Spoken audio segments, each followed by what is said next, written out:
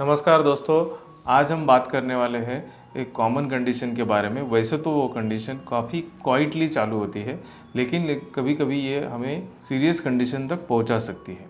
और वो कंडीशन है गॉल ब्लैडर में पथरी यानी कि गॉल स्टोन्स। बहुत सारे मरीज मेरे क्लिनिक में आते हैं और उनको सीवियर पेन होता है एपिगैस्ट्रिक रीजन यानी कि पेट के ऊपरी भाग में, और उल्टी होती है और वो पेन बैक में चला जाता है, लेकिन उनको पता ही नहीं रहता है कि उनके गॉल ब्लैडर में पथरी बन चुकी है। वैसे तो इनिशियली गॉल स्टोन साइलेंट रहते हैं, पर जैसे जैसे बीमारी बढ़ती है उससे आपको सीरियस कंडीशंस या सीरियस कॉम्प्लिकेशंस हो सकते हैं। तो आज के वीडियो में हम डिस्कस करने वाले हैं पित्त की थैली की होने वाले स्टोन्स यानी कि गॉल स्टोन्स। तो इसमें हम क्या क्या देखेंगे कि पित्ताशय होता क्या है, पित्ताशय में पथरी क्यों होती है, पित्ताशय में पथरी होने के कारण क्या है, उसके लक्षण क्या है और उसको डायग्नोज कैसे करना है और उसको ट्रीटमेंट कैसे करना है। मैं डॉक्टर निखिल जिल्लावार आज के वीडियो में डिस्कस करते हैं गॉल स्टोन्स और गॉल स्टोन्स की होने वाली तकलीफ के बारे में। तो पित्ताशय की पथरी कहाँ होती है और उसका फंक्शन क्या है।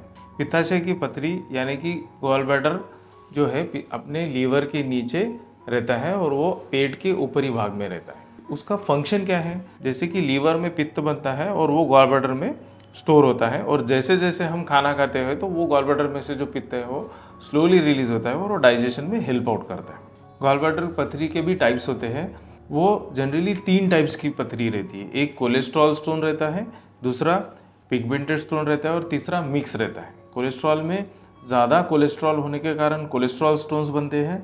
दूसरा पिगमेंटेड स्टोन में बिलिरुबिन ज़्यादा होने के कारण पिगमेंटेड स्टोन बनते हैं।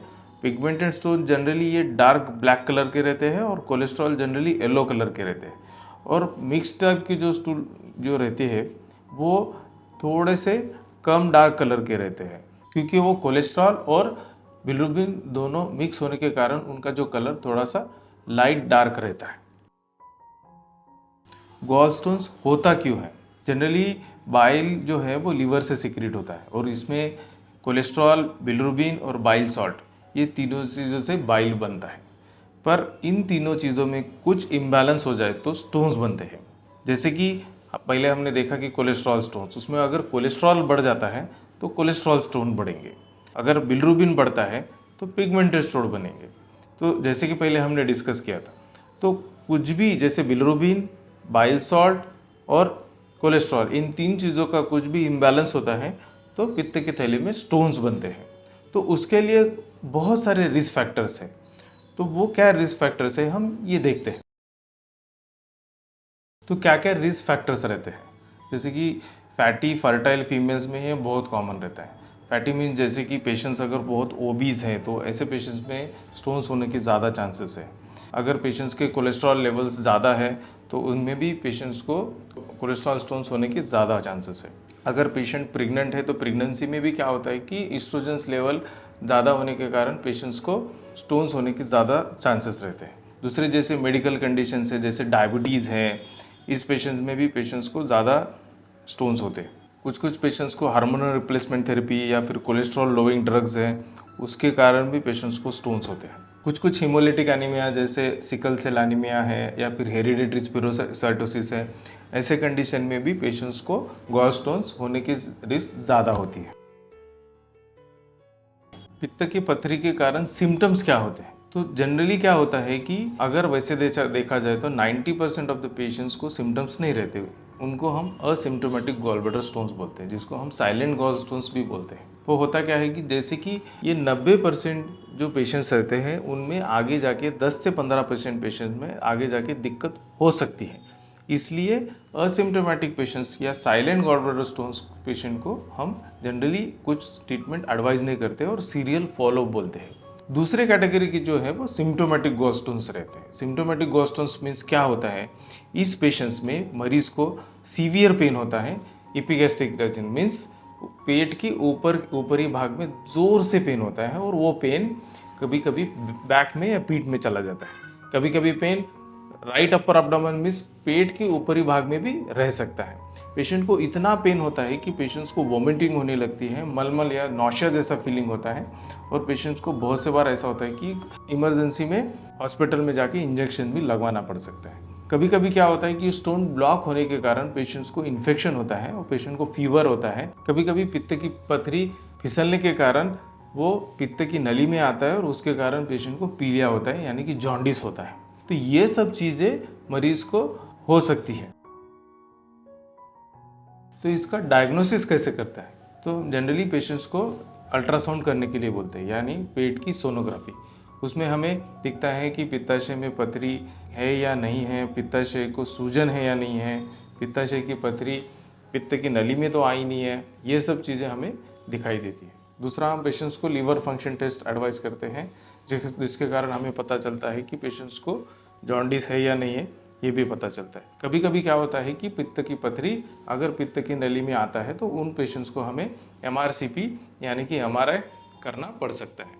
बहुत सारे मरीज को ऐसा लगता है कि CT क्यों नहीं कराते। जनरली क्या होता है कि CT स्कैन में जो पथरी है वो दिखती नहीं है, इसलिए इन्वेस्टिगेशन ऑफ चॉइस MRI है, CT स्कैन नहीं।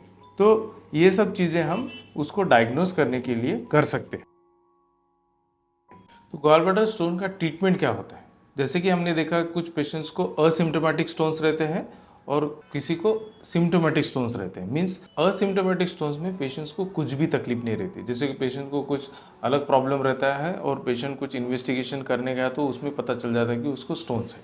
तो जनरली ऐसे पेशेंट्स को हम सीरियल फॉलोअप बोलते हैं। पर कुछ पेशेंट जो असिम्टोमेटिक है लेकिन उनको ट्रीटमेंट की ज़रूरत है, ऐसे मरीज कौन से हैं? जैसे कि कुछ पेशेंट में स्टोन्स मोर देन 2 सेंटीमीटर हैं, या तो फिर पित्ताशय की पथरी में इतने सारे स्टोन हैं कि वो पूरा पित्ताशय की पथरी से ही पित्ताशय पूरा पथरी से ही स्टोन से भरा पड़ा है। दूसरा, किसी पेशेंट को अनीमिया जैसे हिमोलिटिक अनीमिया जैसे सिकल सेल अनीमिया है, हिमोलिटिक अनीमिया है, ऐसे पेशेंट्स को ट्रीटमेंट की ज़रूरत है। तीसरा, किसी पेशेंट्स को stone with polyp. Polyp means क्या रहता है कि छोटे छोटे गांठ रहती है गॉल ब्लैडर में, ऐसे पेशेंट को ट्रीटमेंट की ज़रूरत है। और चौथा है porcelain gall bladder. Porcelain gall bladder means क्या रहता है कि उसका जो पूरा गॉल ब्लैडर है उसमें कैल्शियम डिपॉजिट होता है और मल्टीपल स्टोन्स रहते हैं। उस पेशेंट्स को ट्रीटमेंट की ज़रूरत है, क्योंकि पोर्सलिन गॉल ब्लैडर में आगे जाके कैंसर होने की शक्यता ज़्यादा होती है। तो ट्रीटमेंट ऑप्शंस में अपने पास क्या क्या ऑप्शंस है? उसमें 2 ऑप्शंस है, या तो मेडिसिन दो या तो दूसरी सर्जरी करो। Medicine generally treatment of choice नहीं है और ट्रीटमेंट ऑफ चॉइस ये सर्जरी है। उसमें हम gall bladder along with stones उसको निकाल देते हैं। बहुत सारे मरीज मुझे पूछते हैं कि इसको दवाइयों से ठीक करो, पर वैसा नहीं है। अगर वर्ल्ड वाइड डेटा देखें तो उसमें जो मेडिसिन दिया गया है उसमें उन्होंने बहुत 6 महीने 1 साल तक मेडिसिन दिया है। उसके बाद ऐसा पता चला कि अगर आपने मेडिसिन दिया भी है तो वो कुछ दिन बाद गल जाते हैं लेकिन फिर से आ जाते हैं, और बहुत सारे पेशेंट्स को स्टोन्स जाते भी नहीं है। इसलिए मेडिसिन से स्टोन डिजॉल्व नहीं होते। उसको एक ही ऑप्शन है, सर्जरी। तो सर्जरी कैसे करते हैं? ये सर्जरी या तो आप लैप्रोस्कोपी करा सकते हो या रोबोटिक करा सकते हो, और तीसरा ओपन है। आजकल हम ओपन सर्जरी नहीं करते, या तो आप लैप्रोस्कोपी कराओ या फिर रोबोटिक कराओ। जनरली हम पेशेंट्स को 1 दिन पहले एडमिट करते हैं, दूसरे दिन सर्जरी करते हैं और तीसरे दिन पेशेंट डिस्चार्ज होता है। कभी कभी पेशेंट्स को जिस दिन एडमिट किया उस दिन सर्जरी भी हो सकती है और दूसरे दिन डिस्चार्ज कर सकते हैं। सर्जरी में पेन इतना कम रहता है कि पेशेंट्स का रिकवरी इतना फास्ट रहता है कि within a week most of the patient अपना रूटीन जॉब ज्वाइन कर सकते हैं। बहुत सारे लोग किडनी स्टोन और गॉल ब्लैडर स्टोन को कंपेयर करते हैं। जैसे कि उनका कहना रहता है कि किडनी स्टोन जैसे निकाले जाते हैं वैसे गॉल ब्लैडर स्टोन्स क्यों नहीं निकालते। जनरली क्या होता है कि अगर आप गॉल ब्लैडर स्टोन्स की निकाल भी देते हो तो फिर से बन जाते हैं, इसलिए वो ट्रीटमेंट ऑफ चॉइस नहीं है। और जनरली क्या होता है कि किडनी का स्टोन ये यूरिन से पास होता है, लेकिन अगर गॉल ब्लैडर स्टोन पास होते होते पेशेंट को जॉन्डिस हो जाता है और पैनक्रेटाइटिस होता है। तो ये सब कॉम्प्लिकेशन प्रिवेंट करने के लिए हम गॉल ब्लैडर को ही निकाल देते हैं। दूसरा, बहुत सारे पेशेंट्स को ये क्वेश्चंस रहता है कि गॉल ब्लैडर निकालने के बाद उनके डाइजेशन में तो कुछ फ़र्क नहीं गिरेगा। जनरली क्या होता है कि लाखों में से एक पेशेंट्स को कभी पेशेंट को कुछ डाइजेस्टिव इशू आ जाते हैं, लेकिन ओवर द टाइम वो ठीक होते हैं। पर जैसे कि गॉल ब्लैडर की स्टोन की वजह से आपके लीवर और पैनक्रियास पे सूजन आना या फिर उनको प्रॉब्लम हो सकता है, पैनक्रियास पूरा सड़ भी सकता है अगर ज़्यादा पैनक्रेटाइटिस हो गया तो। पर लीवर और पैनक्रियास ये 2 ऑर्गन आपके मेन डाइजेस्टिव ऑर्गन है compare to the gall bladder. इसलिए गॉल ब्लैडर अगर आपको निकाल भी देते हैं तो आपका डाइजेशन में जनरली इफेक्ट होता नहीं है। तो मैं आशा करता हूँ कि इस वीडियो में आपको गॉल ब्लैडर होता क्या है, उसके फंक्शन क्या है, उसमें पथरी क्यों होती है, उसके लक्षण क्या है, उसका डायग्नोसिस कैसे करना है और उसका ट्रीटमेंट कैसा करना है, ये सब चीज़ें आपको समझी होगी। अगर आपको कुछ भी गॉल ब्लैडर स्टोन के बारे में पूछना है तो आप मुझे कमेंट सेक्शन में पूछ सकते हैं या फिर मुझे क्लिनिक में आके मिल सकते हैं। धन्यवाद।